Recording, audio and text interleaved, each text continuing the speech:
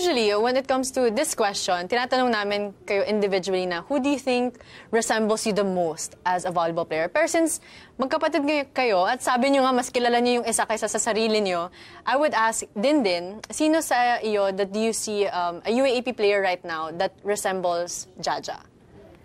Ang hirap. Sige.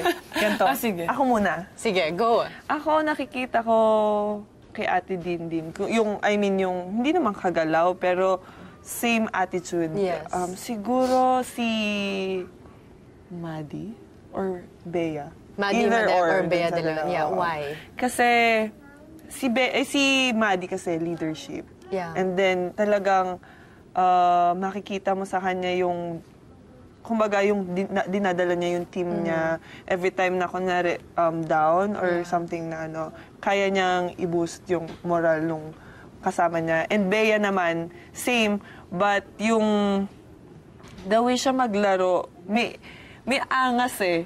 Siya nung naglalaro, swag, swag. yes. Yun.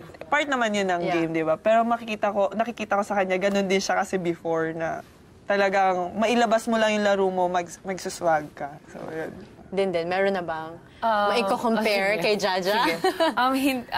Pero agree ka muna ba na si Maddie and Bea, nakikita mo sarili mo? Pwede na. Pwede. Kasi nga, syempre, yung ugali naman ni Bea is talagang medyo palaban sa court. Yes. And syempre, si Maddie ganun din. Pero mas magaling sa akin si Maddie sa blocking. Aminado ako dun. Maddie.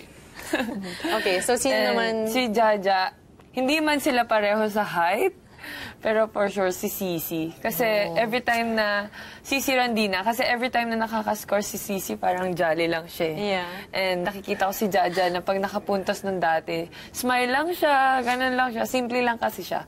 Pero yung simple niya, umi-score sila, parang scoring machine. Wow. Same sila. Agree ka ba doon, Jaja? Parang na-flatter ka ata eh. Si Randina, sa height, kung hindi man kami sa height magkaparehas, siguro how to give your best and all sa game same.